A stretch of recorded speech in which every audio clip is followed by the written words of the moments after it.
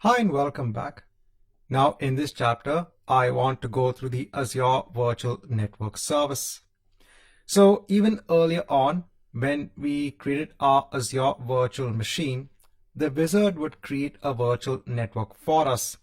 So this is an isolated network on the cloud, and VMs need to be part of a virtual network. So a virtual network has something known as an IP address range. When you create a virtual machine that will be part of a subnet within a virtual network, it gets allocated something known as a private IP address, and this IP address is in the range of the virtual network.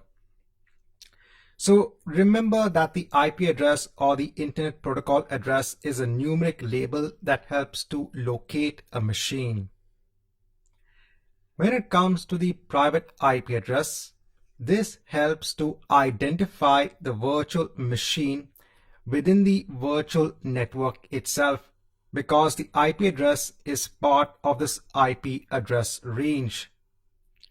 At the same time, a VM can also be allocated a public IP address. We've already seen this before.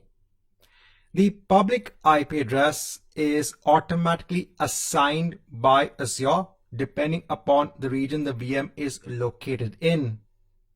And it is with the help of this public IP address that me on my machine, I am able to connect via the internet onto this virtual machine. Please note that you can't use the private IP address to connect from the internet. There are ways in which you can actually do this, but as a normal implementation, you can't connect using the private IP address. Connections need to go via the public IP address. Also, the subnet which you have is actually a subset. The IP address range is a subset of the IP address range of the virtual network.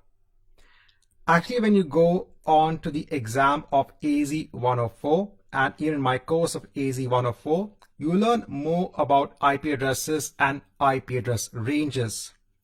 Since this is a beginner level course, I am trying to explain to you the concept of a virtual network.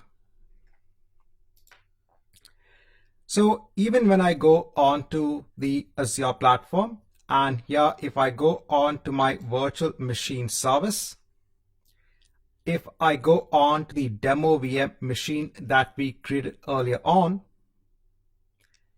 here you will see that it is part of the virtual network. It's actually in the default subnet. So this network and subnet was created as part of the wizard, which was used to create this VM itself. So you can actually click on the virtual network, and here you will see the details about the virtual network. Remember, this is a separate resource on the Azure platform. Here you can see the address range of the virtual network. You can also see what are the devices that are actually connected. So we have the network interface that has an IP address that is assigned onto that demo VM machine. So one important thing that I also want to iterate is that when you have the virtual machine defined in the Azure platform, it gets allocated a virtual network interface. So this is like having a normal network interface either for your laptop or your workstation. So all the traffic that moves in and out of the VM actually moves via the virtual network interface. So if we are connecting to, let's say, the VM from the internet, actually the traffic is flowing via the network interface.